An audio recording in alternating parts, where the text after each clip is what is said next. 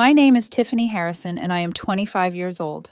I never thought coming home from my first successful business trip would end with finding my life packed in garbage bags.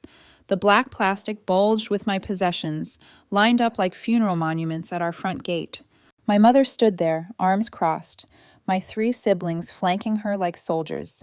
Their faces showed no warmth, only cold resolution. The smile I had worn since landing evaporated as Mom spoke those cutting words. "You are 25 now. It is time for you to get out." Before I continue this story, let me know where you are watching from. Hit like and subscribe to join me on this journey of family betrayal and unexpected strength. Growing up as the youngest of four children in our suburban Chicago home was never easy.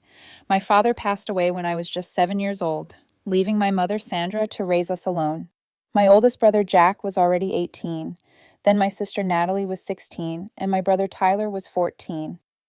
While they had years of memories with Dad, I barely remembered his face without looking at photographs. After Dad died, Mom changed.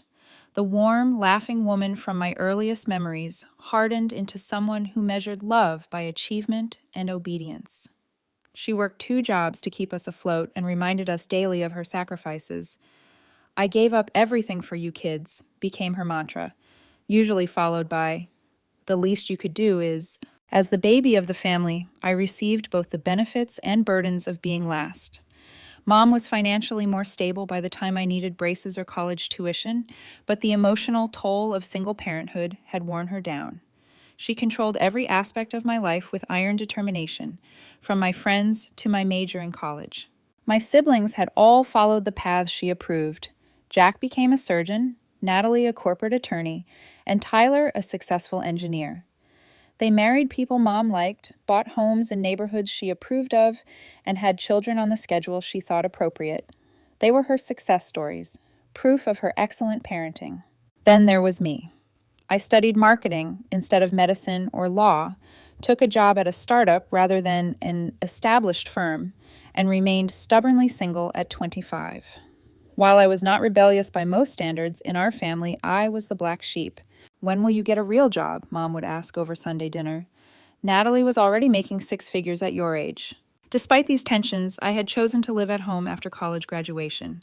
The decision was practical at first. My entry-level marketing position paid modestly, and Chicago housing prices were astronomical. Living with Mom allowed me to build savings and pay down my student loans more quickly. "You can stay as long as you need," Mom had said when I first moved back. "Family supports family." But her support came with conditions, mostly unspoken, but ever present. I paid rent, contributed to groceries, and handled most household chores. I drove her to appointments, helped with technology problems, and listened to hours of complaints about neighbors, coworkers, and occasionally my siblings, though never when they were present. The dynamic with my siblings was equally complicated. To them, I was still the baby, someone whose opinions carried less weight. When family disagreements arose, they formed a united front with Mom, dismissing my perspective as immature or uninformed.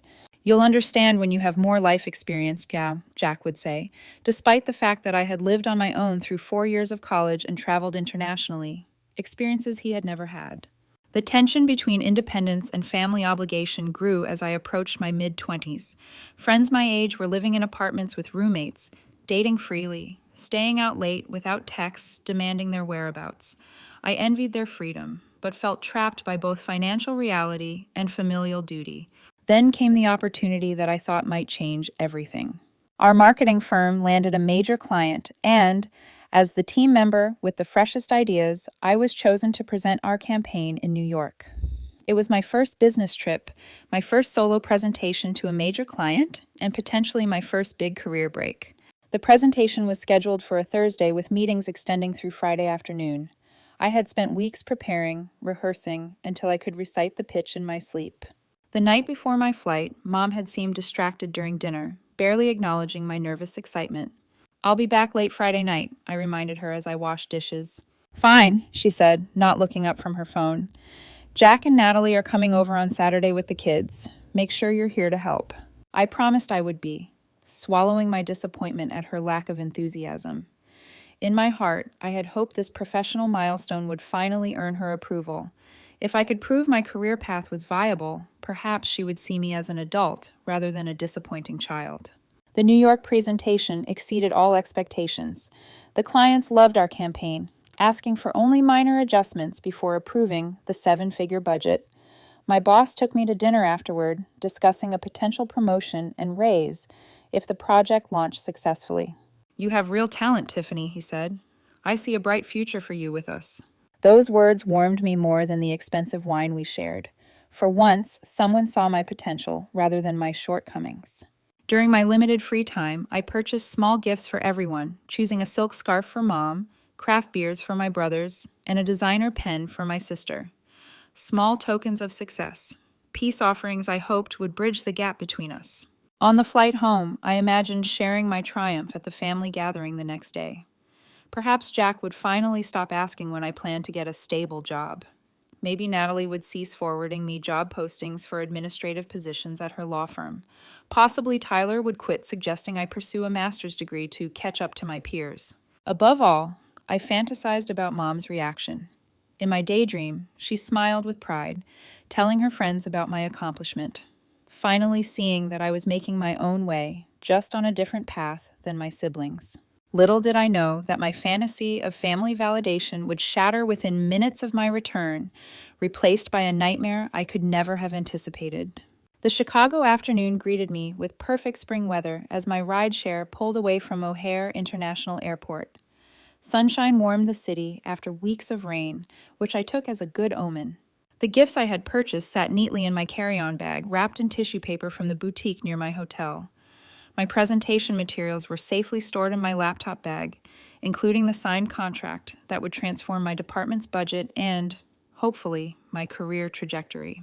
I texted Mom that I had landed safely and was on my way home, but received no response. This was not entirely unusual. She often missed texts when engaged with her gardening club or church activities. Still, a small twinge of unease flickered through me. Throughout my trip, communication had been minimal. My check-in texts met with one-word responses or nothing at all. Halfway home, my phone rang, Jack's number displayed on the screen. My oldest brother rarely called me directly, preferring to communicate through our family group chat or via Mom. "Hello," I answered, curiosity mixing with faint apprehension. "Where are you right now?" His tone was clipped, professional, the same voice he likely used with difficult patients. "In a car heading home from the airport. My flight landed early. Is everything okay?" A pause stretched between us long enough to accelerate my heartbeat. "Mom wants to talk to you when you get home. We all do." "About what? Is someone sick?" Alarm replaced confusion. "Just get home, Tiffany." He hung up without further explanation. My mind raced through possibilities. Had something happened to one of my nieces or nephews? Was Mom ill? Had a distant relative passed away? None of these scenarios explained the coldness in Jack's voice, or why we all needed to talk to me. I tried calling Natalie, then Tyler, but neither answered. I sent messages to our family group chat asking what was happening, but saw only read receipts, no responses. My mother's last message to me, sent the previous evening, now seemed ominous in retrospect. "We need to discuss some changes when you return." The driver noticed my agitation. "Everything all right, miss?" "Just family stuff," I replied, attempting a smile that felt more like a grimace. As we turned onto my street, the peaceful neighborhood seemed unchanged. Children played in front yards, couples walked dogs, retirees tended to spring gardens. Our modest two-story home came into view, the blue siding and white trim as familiar as my own reflection. Then I saw them. Black garbage bags, at least a dozen, lined the driveway near the front gate. 4 figures stood in the yard. Their postures were stiff and confrontational. I recognized them immediately. Mom in her gardening apron, Jack in his casual weekend clothes, Natalie in one of her impeccable business casual outfits, despite it being Saturday, and Tyler in the university sweatshirt he favored on his days off. "You can stop here," I told the driver, my voice distant to my own ears. I paid quickly, gathered my luggage, and stepped out onto the sidewalk. The driver pulled away, leaving me exposed before my family's unified front. None of them moved to help with my bags. None of them smiled in greeting. "What is going on?" I asked, approaching slowly. "What are all these bags?" Mom stepped forward, her mouth set in a thin line. "Your things are packed. It's time for you to find your own place." The world tilted beneath my feet. "What? Why? We never discussed this." "You're 25 years old," she continued as if I hadn't spoken. "All your siblings were on their own by 23. You've overstayed your welcome." Jack nodded in agreement. It's time you learned responsibility. The irony of his statement might have made me laugh in different circumstances. I had been paying rent, handling household chores, working full-time, and advancing my career. By any reasonable definition, I was already responsible. This is insane, I said, looking from face to face, searching for any sign of warmth or explanation. I just got back from a business trip. I have nowhere to go. You should have planned better, Natalie interjected, checking her watch as if my sudden homelessness was making her late for an appointment. We all managed to find apartments right after college. With parental co-signing and down payment assistance, I reminded her, anger beginning to cut through my shock, and significantly higher starting salaries in established professions. Excuses, Tyler said, shaking his head. You've had 3 years to figure this out. I turned to Mom, hoping to find some explanation in her expression. Why now? Why today, without any warning? I've been hinting for months that you should move on, she replied. Hinting is not the same as giving notice, I said, my voice rising despite my efforts to remain calm. Normal people discuss major decisions. They don't pack someone's belongings while they're away and ambush them upon return. Do not raise your voice to your mother, Jack warned, stepping closer. The absurdity of the situation struck me all at once. I was being lectured about respect while being treated with absolute disrespect. My family had waited until I was out of town to pack my possessions in garbage bags and evict me without warning or discussion. What is this really about? I asked, suddenly remembering conversations overheard between Mom and Natalie about property values in our neighborhood. Are you selling the house? A flicker of surprise crossed my mother's face before she composed herself. My financial decisions are none of your concern. They are if they involve making me homeless with no notice. You are not homeless, Natalie said with exaggerated patience. You have a job. Get an apartment like everyone else. Without references, without time to save for a security deposit, without warning? I looked at each of them in turn. Do you hear yourselves? Who treats family this way? We're doing this for your own good, Mom insisted. You need to stand on your own 2 feet. By cutting them out from under me, I countered. A neighbor walking his dog slowed as he passed, openly staring at our confrontation. My humiliation deepened at having this family betrayal witnessed by others. This is ridiculous, I said, lowering my voice. Let's go inside and discuss this like adults. There's nothing to discuss, Mom replied. The decision has been made. Without any input from me, the person most affected. Your input has been your continued failure to launch, Tyler said. We've all discussed it and agree this is necessary. That statement landed like a physical blow. They had discussed me, judged me, and determined my fate without my knowledge or participation. The gifts I had brought them suddenly felt like pathetic bribes for affection that had already been withdrawn. When did you pack all this? I asked, gesturing to the garbage bags. Yesterday, Mom answered. Jack and Tyler helped. The timing was not coincidental. They had deliberately waited until I was away, unable to defend my space or my position in the family. And what am I supposed to do now? Where am I supposed to go tonight? You should have friends you can stay with, Natalie suggested, though her tone implied doubt that I had any. Or get a hotel, Jack added. You just got back from New York. Surely you can afford a room for a few nights. They didn't know that the company had paid for my New York accommodations, or that my modest savings were earmarked for eventual moving costs I had planned to discuss with Mom when the time was right. Can I at least come inside and sort through these bags? I doubt you knew what was important when you packed. Everything is there, Mom said firmly. Your room has been cleared. The finality of her statement made my stomach clench. They had erased me from the house while I was gone, as if I had never belonged there at all. White-hot anger surged through me, temporarily burning away the shock and hurt. 25 years of feeling less than, of trying to earn approval that never came, of walking on eggshells in my own home, all culminated in this moment of utter betrayal. How dare you, I said, my voice low and trembling. How dare all of you stand there acting righteous while doing something so cruel? Dramatic as always, Natalie muttered. Dramatic? I laughed without humor. You ambush me after a business trip, throw my possessions in garbage bags, and tell me I'm homeless effective immediately. But I'm the dramatic one. We knew you'd react this way, Jack said. This is why we did it while you were gone. You mean why you waited until I wasn't here to defend myself? That's not responsible adult behavior, that's cowardly. Mom's face flushed with anger. Do not speak to us that way after everything I've done for you. What exactly have you done for me lately? Mom had charged me rent, made me handle most household chores, criticized my career choices, and compared me unfavorably to my siblings at every opportunity. "You ungrateful little," she began. "Ungrateful?" I cut her off. "I've been nothing but grateful. I've thanked you, helped you, supported you emotionally and financially. I've swallowed every criticism, endured every comparison, and still showed up with love and respect." The facade of family unity began to crack as my mother turned to Jack. "I told you she'd make this difficult." "Make what difficult, exactly?" I pressed. "Why now? Why the urgency? Why the garbage bags instead of proper boxes? Why the audience?" I gestured to my siblings. Tyler shifted uncomfortably, the first sign that perhaps he wasn't fully committed to this plan. "Mom is selling the house," he admitted. "Tyler!" Natalie hissed. "She deserves to know," he replied. The truth emerged in fragments as they argued among themselves. Mom had received an offer on the house, significantly above market value. The buyers wanted immediate occupancy. Rather than discussing this with me, she had decided, with my siblings, that my portion of any inheritance or proceeds would be reduced to compensate for my extended stay at home. "So this is about money," I said, the pieces falling into place. "You're pushing me out to sell the house, and you don't want me to have a claim on my share." "You haven't contributed to the mortgage," Natalie argued. "I've paid rent for 3 years," I countered. "Where did that money go, if not toward household expenses?"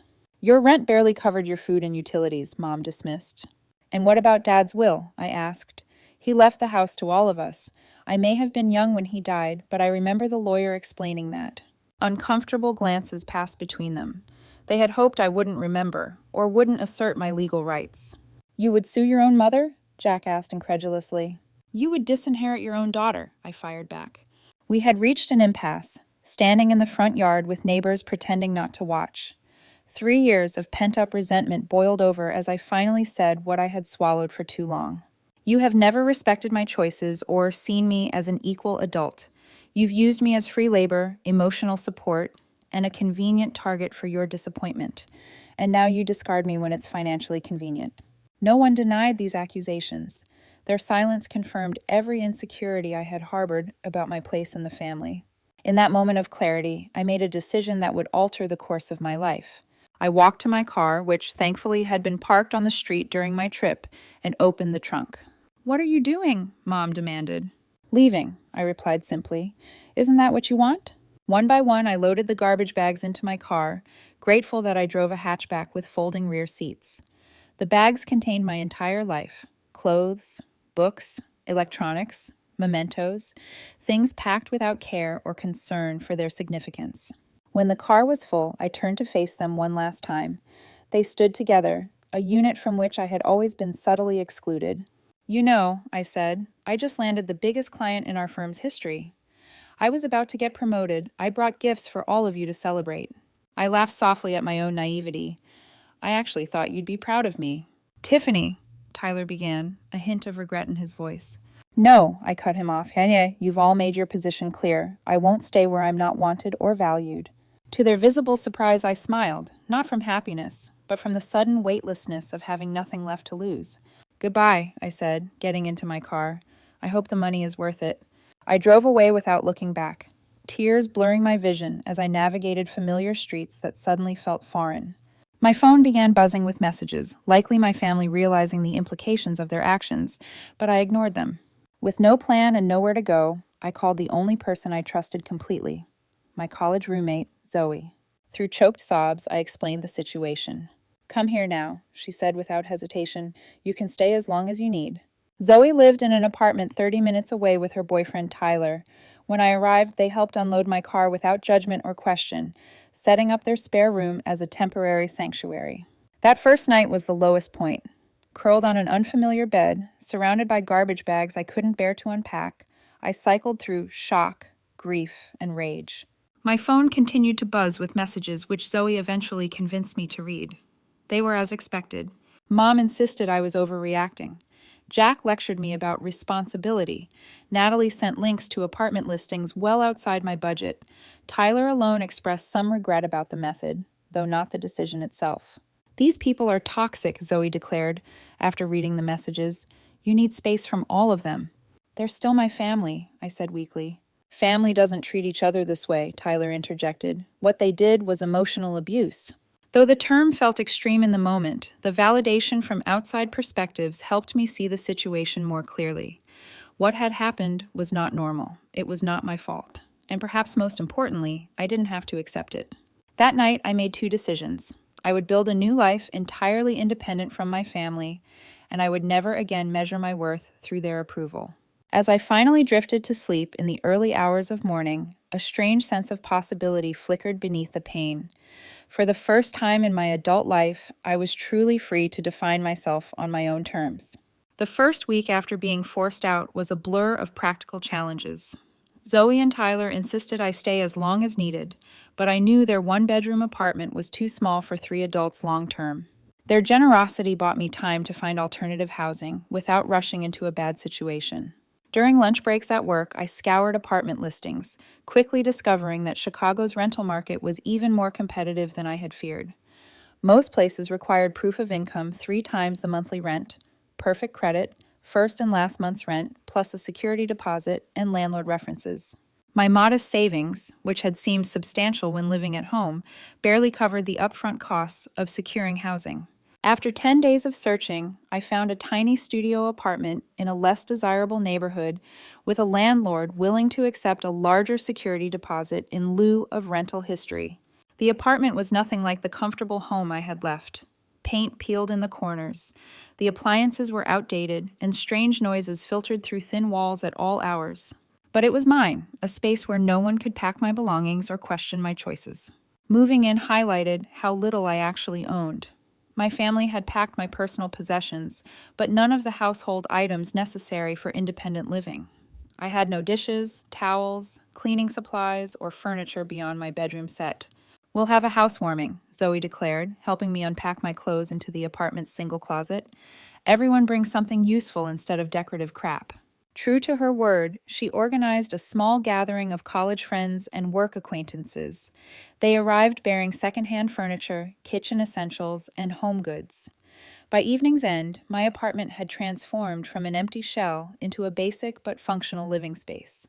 "It's not much," I apologized as we sat on mismatched chairs, eating pizza off paper plates. "It's a beginning," my friend Amber corrected, "and you did it without their help." Financial reality hit hard that first month. After paying rent, utilities, grocery bills, and transportation costs, my previously adequate salary left almost nothing for savings or emergencies. I created spreadsheets tracking every expense, meal planned meticulously, and learned which grocery stores offered the best prices on essentials. Work became my anchor and salvation. The Monday after being forced out, I arrived early at the office, threw myself into finalizing the New York client's campaign, and channeled all my emotional turmoil into creative energy. My boss noticed. "You've been putting in serious hours," he commented 2 weeks later. "The New York presentation was excellent, and your follow-up has been impeccable." "Thank you," I replied simply, not mentioning the personal chaos behind my professional dedication. "We're restructuring the team," he continued. "I'd like you to lead the digital marketing division. It comes with a 15% raise and more responsibility." The promotion couldn't have come at a better time. The additional income wouldn't make me wealthy, but it would ease the constant financial anxiety of solo living. More importantly, it validated my career path, the very one my family had dismissed as inadequate. While my professional life flourished, I struggled emotionally. Nightmares about homelessness disrupted my sleep. Unexpected sounds in my new building triggered panic responses. Trust issues colored my interactions with coworkers and friends. "You should talk to someone professional," Zoe suggested during one of our weekly coffee meetups. "Therapy is expensive," I countered. "So is the emotional toll of trauma," she replied. "Your new job has health insurance, right?" She helped me navigate the insurance portal to find therapists who accepted my coverage. The woman I ultimately chose specialized in family estrangement and adult children of controlling parents. Our first session opened floodgates I hadn't realized were holding back an ocean of hurt. "What your family did was not normal or acceptable," my therapist affirmed. "Evicting someone without notice is legally questionable, even with family. Doing it while you were away shows premeditation and a fundamental lack of respect." Weekly therapy sessions helped me recognize patterns of emotional manipulation that had defined my family relationships. I learned about concepts like scapegoating, golden children, and conditional love. Slowly, I began rebuilding my sense of self-worth, separate from family approval. Practical skills became another focus of my new independence. I had never needed to handle certain aspects of adult life while living at home. Now I taught myself basic plumbing, how to jumpstart a car, simple cooking techniques, and home repairs. Each new skill felt like a tiny victory, proof that I could survive and even thrive on my own. 3 months after moving out, I encountered my brother Tyler at a coffee shop downtown. The meeting was accidental, uncomfortable, and revealing. "You look good," he said awkwardly after we had both frozen in recognition. "How are you?" "I'm doing well," I replied truthfully. "Working a lot. I got promoted." "That's great," he hesitated. "Mom's been asking about you." "She has a strange way of showing concern, cutting off all contact." "You cut off contact," he corrected. "You stopped answering messages after being thrown out with no notice." "Yes, I did." We stood in uncomfortable silence, holding coffee cups like shields. "She wants you to come to Sunday dinner," he finally said, "to talk things through." "On what terms?" "What do you mean?" "Does she acknowledge what she did was wrong? Is she apologizing? Or does she expect me to pretend nothing happened and resume the same dysfunctional relationship?" His expression answered my questions. There would be no acknowledgement, no apology, no change. "I can't do that, Tyler. I'm not the same person who left 3 months ago." "She's still your mother," he insisted. "Yes," I agreed, "and I'm still her daughter." That didn't stop her from treating me like I meant nothing. As we parted ways, he seemed troubled, perhaps seeing our family dynamic from a new perspective. That brief encounter strengthened my resolve to maintain boundaries, even as it reopened barely healed wounds. The path forward was neither straight nor easy. Some days I felt empowered by my independence. Others I crumbled under the weight of estrangement from my only family. But slowly, deliberately, I built a life that belonged wholly to me, furnished with my choices and governed by my values. As 3 months stretched into 4 and then 5, a remarkable transformation began to take place. The constant anxiety that had characterized my first weeks of independence gradually subsided, replaced by growing confidence in my ability to handle whatever challenges arose. My promotion proved to be a turning point professionally. Leading the digital marketing division meant higher visibility within the company and direct client contact. I assembled a small but effective team, implemented new analytic strategies, and delivered consistent results that impressed both clients and executives. "Your campaign increased engagement by 40%, our CEO noted during a quarterly review. "That's impressive work, Tiffany." The acknowledgement, delivered in front of the entire leadership team, felt more validating than any family approval I had ever sought. My colleagues saw my value without the distorting lens of family history or comparison. With financial stability came practical improvements. I traded my unreliable used car for a newer model with a warranty. When my lease approached renewal, I found a nicer apartment in a safer neighborhood with more natural light and a small balcony where I could grow herbs and flowers. The process of furnishing my new space became an exercise in self-discovery. Free from my mother's aesthetic preferences and my siblings' opinions, I could finally explore my own taste. I discovered a love for mid-century modern design, bold colors, and functional spaces. "This place feels like you," Zoe commented when she visited the newly decorated apartment. "Your old room never did." She was right.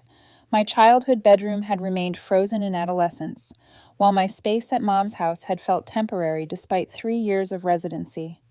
This apartment, though rented, was the first home that truly expressed who I was becoming. Social connections expanded beyond my small circle of college friends. I joined a book club, volunteered at a local food bank, and accepted invitations to work events I would have previously avoided. Through these activities, I met people who knew me only as I was now, not as the family disappointment or the babied youngest sibling. Among these new acquaintances was Daniel, a graphic designer who collaborated with my marketing team on client projects. Our professional relationship evolved into friendship and eventually into cautious romance. Unlike previous relationships conducted under my mother's scrutinizing gaze, this connection developed at its own pace, free from external pressure or judgment. "Tell me about your family," Daniel asked during our third date. "That's complicated," I replied, then shared the condensed version of recent events. His response was refreshingly straightforward. "They sound toxic. I'm sorry you experienced that." No defense of family loyalty, no suggestion that I must have done something to deserve such treatment, No pressure to reconcile, just simple validation of my experience and feelings. Daniel's healthy family relationships eventually provided a window into what functional family dynamics could look like.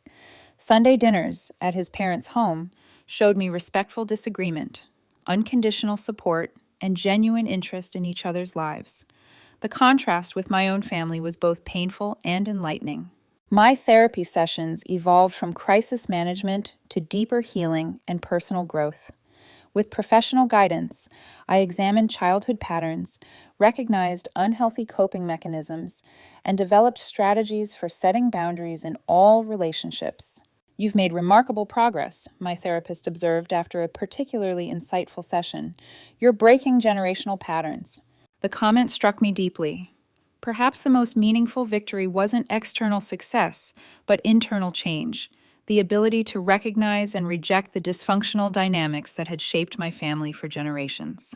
This psychological shift manifested in unexpected ways. I became more assertive at work, proposing bold campaigns and confidently defending my ideas.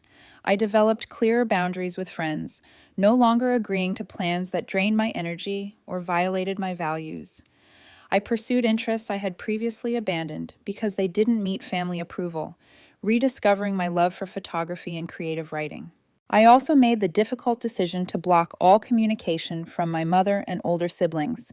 After months of texts ranging from guilt-inducing to openly hostile, I recognized that each interaction reset my emotional healing. Tyler remained the exception.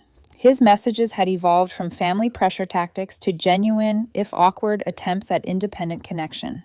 5 months after being forced out, I attended a marketing conference where I unexpectedly reconnected with Mrs. Reynolds, my high school journalism teacher. She had always encouraged my writing and creative thinking when other adults focused solely on my academic performance relative to my siblings. "Tiffany Harrison, how wonderful to see you," she greeted warmly. "Are you still in marketing?" Our conversation over coffee revealed that she had always seen potential in me that my family had missed or dismissed. Her belief in my abilities had been genuine rather than conditional, a rare experience in my formative years. "You always had a unique perspective," she told me. "I'm not surprised you found success on your own terms." That chance meeting inspired me to reach out to others who might be experiencing family alienation or struggling with independence. I started a blog sharing practical advice for young adults establishing themselves without family support, covering topics from budgeting to emotional resilience. The blog connected me to an online community of people with similar experiences. Comments and messages poured in from readers who found validation in my story and hope in my progress. "Your post about holiday coping strategies literally got me through Christmas," one reader wrote. "For the first time, I didn't feel guilty about protecting my peace. Through helping others, I continued my own healing." The blog created space to process my experiences. Writing transformed painful memories into useful lessons and surrounded me with a community who understood without explanation. As the 6-month mark of my forced independence approached, I realized that the family who had discarded me had unintentionally given me the greatest gift: the opportunity to discover my strength, reshape my identity, and build a life aligned with my authentic self. The journey had been painful, but the destination was proving worth every difficult step. Exactly 6 months after finding my belongings in garbage bags, my phone began buzzing with notifications. Messages from my mother flooded in, first 1, then 5, then dozens more throughout the day. By evening, I had received exactly 60 texts from her, ranging from accusations to pleas. "Where are you? Why won't you answer? After everything I've done for you, I need to talk to you. This is an emergency. Please call me." The final message, sent at 11:30 p.m., struck a different tone. "I made a mistake. I need your help." Against my therapist's advice and my own better judgment, I read them all. Something had clearly happened, something significant enough to break through my mother's pride and denial. Despite everything, concern flickered beneath my carefully constructed defenses. I called Tyler the next morning, choosing the sibling who had shown at least minimal regret about how events had unfolded. "What's going on with Mom?" I asked when he answered. His heavy sigh carried through the phone. "She lost everything." The story emerged in fragments, each more unbelievable than the last. Mom had indeed sold the family home, receiving a substantial sum that should have secured her retirement. Instead of investing wisely, she had entrusted the entire amount to a financial advisor introduced by a church acquaintance. It was a scam, Tyler explained. The guy disappeared with her money and at least 10 other victims' savings. That's terrible, I said, genuinely sympathetic despite our history. But why contact me now? Where are Jack and Natalie? Another pause. They're not speaking to her. What? Why? She promised each of us a portion of the house proceeds. Jack already put a deposit on a vacation property based on that promise. Natalie had planned a home renovation. And you? I was more cautious, he admitted. But I'm still angry. She made decisions without consulting any of us, then lost everything. The irony was not lost on me. My mother had excluded me from decisions about my own living situation, and now felt the sting of similar treatment from her other children. There's more, Tyler continued reluctantly. She has nowhere to live. The new owners took possession of the house last week. She's been staying in a motel, but her funds are running out. Where does she expect to go? He hesitated. She mentioned your new apartment. A cold wave of disbelief washed over me. After throwing me out without notice, my mother's plan was to move in with me. The audacity was breathtaking. That's not happening, I said firmly. I know, Tyler agreed, surprising me. That would be unreasonable after everything, but she needs something, Tiffany. She's still our mother. The situation forced me to confront complex questions about obligation, forgiveness, and boundaries. What did I owe the woman who had raised me, but also betrayed me? Could I help without sacrificing the healthy independence I had built? Was it possible to show compassion without enabling toxic patterns?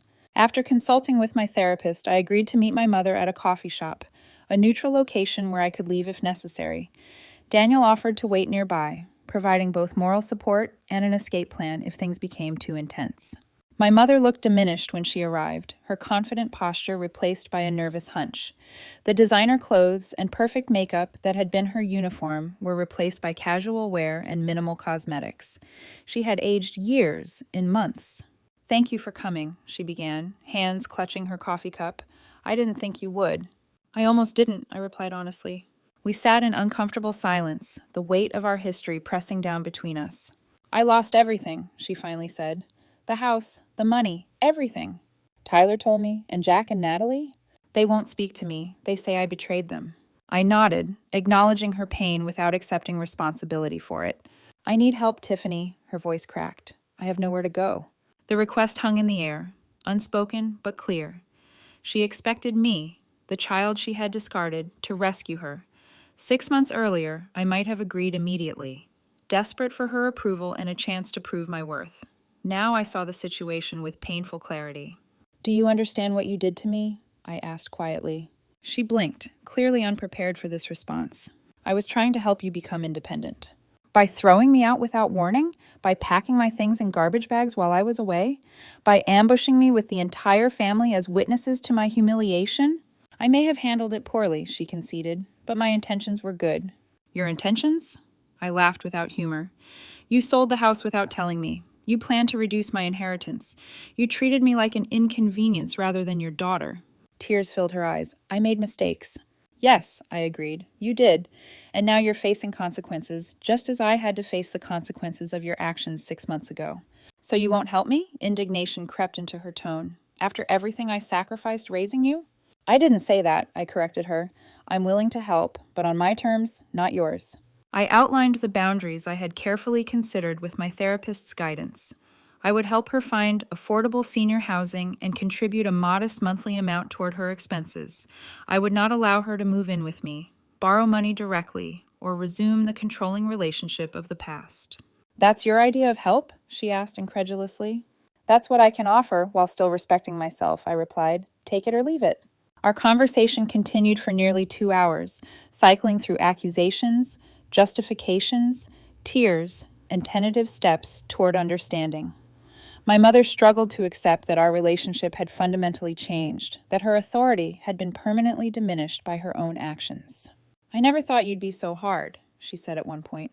I never thought I'd need to be, I countered. But here we are. By the end of our meeting, we had reached an uneasy agreement. I would research housing options and help with the application process. She would attend family therapy sessions with me as a condition of ongoing support. Neither of us was entirely satisfied, but it was a starting point that maintained my boundaries while acknowledging our connection. As we prepared to leave, she asked the question that revealed how little she had understood my journey. When will things go back to normal between us? I looked at her directly with compassion but unwavering honesty. They won't. That version of our relationship is gone. We might build something new, something healthier, but we can't go backward. Her face fell, the reality of permanent change finally sinking in. In that moment, I felt an unexpected shift within myself. The anger that had fueled me for months didn't disappear, but it loosened its grip on my heart. I could see my mother not as the all-powerful figure of my childhood, but as a flawed human whose poor choices had cost her dearly. That recognition didn't excuse her actions or erase the harm she had caused. It simply allowed me to respond from a place of strength rather than reactive pain. I could offer appropriate help without sacrificing the healthy life I had built, a balance that would have been impossible 6 months earlier. As I walked away from the coffee shop, Daniel fell into step beside me. How did it go? Exactly as hard as I expected, I replied, but also necessary. Are you okay? I considered the question carefully. Not yet, but I will be. That evening, I received messages from both Jack and Natalie for the first time in months. Word of my meeting with Mom had spread, along with my limited offer of assistance. Their texts contained no apologies for their role in my eviction, only thinly veiled attempts to gauge Mom's financial situation and my involvement in it. I left both messages unanswered, recognizing them as continuations of unhealthy patterns rather than genuine attempts at reconciliation. Some relationships could potentially heal with time and effort. Others might need to remain distant for my well-being. Learning to distinguish between them was part of my ongoing growth. The family crisis that had prompted 60 desperate messages from Mom had not provided a Hollywood reconciliation or neat resolution. Instead, it had offered something more valuable: confirmation that the boundaries I had established were necessary and that the independent life I had built was worth protecting. In the weeks following our coffee shop confrontation, I helped my mother navigate the complex process of finding affordable senior housing. The assistance I provided was practical rather than financial, researching options, explaining application requirements, and occasionally driving her to appointments. Pine Meadows, the facility she eventually moved into, offered independent living apartments with optional, supportive services. The modest studio unit was a significant downgrade from our family home, but it provided security, community, and a fresh start. It's small, she commented on move-in day, surveying the compact kitchen and living area. So was my first apartment, I reminded her gently. You adapt. The parallel was not lost on her.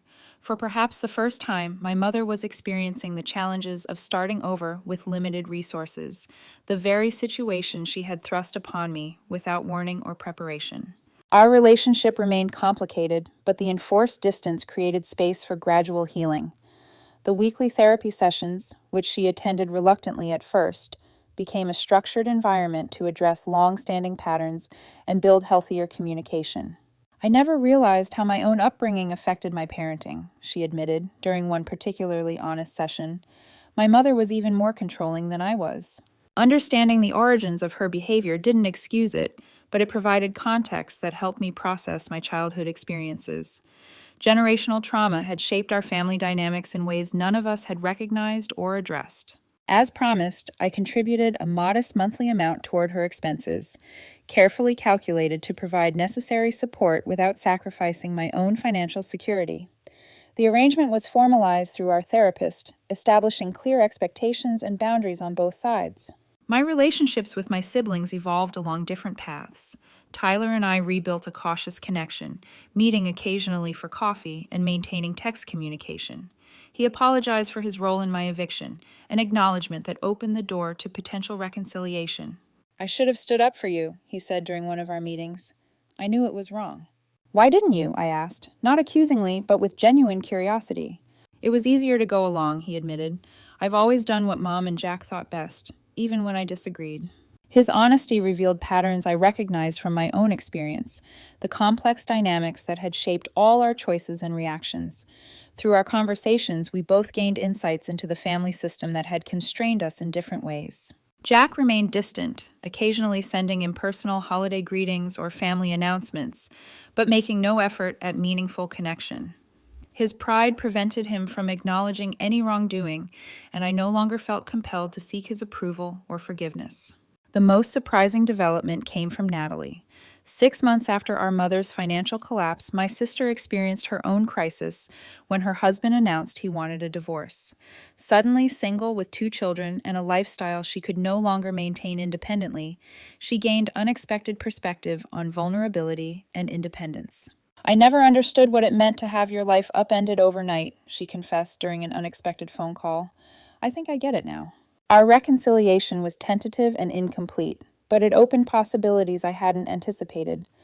We began meeting monthly for lunch, gradually rebuilding trust through small, consistent interactions rather than grand gestures or dramatic apologies. While family relationships slowly evolved, my professional life continued to flourish. 1 year after the promotion that had coincided with my forced independence, I was offered the position of Director of Marketing, overseeing all campaigns and client relationships. The new role came with a substantial salary increase, stock options, and enhanced benefits.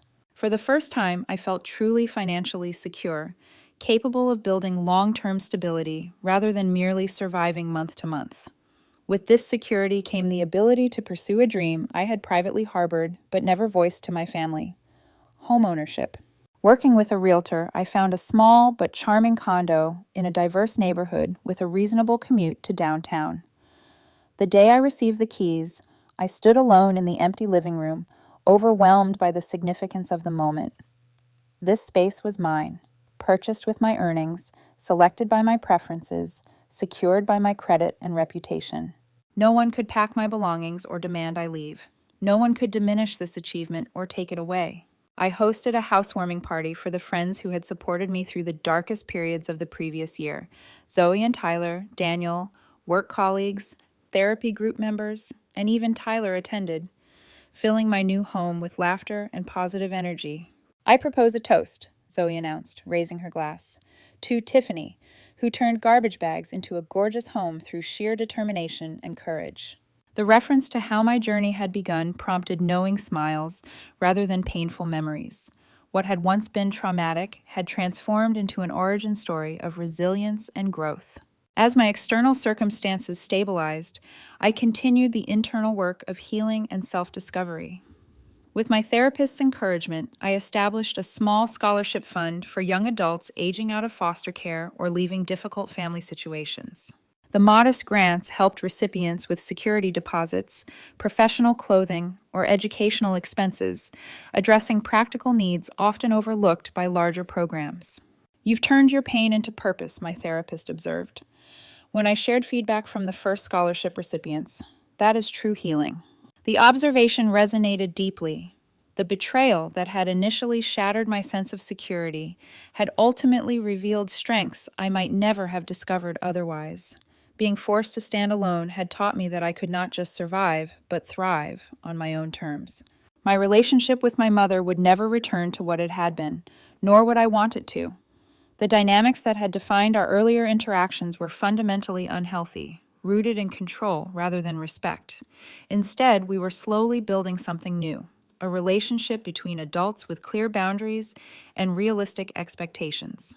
During our last therapy session of the year, my mother said something that demonstrated how far we had both come.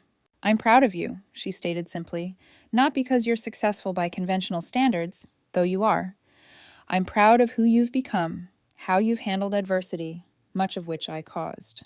The acknowledgement, offered without qualification or comparison to my siblings, was perhaps the most genuine approval she had ever expressed. It mattered to me, but in a different way than it once would have. Her validation was welcome, but no longer necessary for my sense of worth or identity. That evolution represented the most profound lesson of my journey. Love should not require perfect compliance. Achievement should not be a prerequisite for belonging, and family connections, while important, cannot define our entire sense of self. There are wounds that never completely heal, relationships that cannot be fully restored, and betrayals that permanently alter our understanding of trust and loyalty. Yet within those painful realities lie opportunities for growth that might otherwise remain undiscovered. Sometimes being forced out of what feels like home leads us to where we truly belong, to the person we were meant to become. What began with garbage bags at a gate ended with the keys to my own front door, both literally and metaphorically. The journey between those points transformed not just my circumstances, but my fundamental understanding of family, independence, and self-worth. In losing what I thought I needed, I found what I truly deserved, a life defined by my choices rather than others' expectations. Have you ever experienced a moment when family betrayal ultimately led to unexpected strength? How did you rebuild your life after a relationship breakdown? Share your story in the comments below, and don't forget to like and subscribe if this resonated with you. Remember, sometimes the most painful endings lead to the most beautiful beginnings. Thank you for listening, and I wish you the courage to create boundaries that protect your peace and the strength to build a life that truly reflects your worth.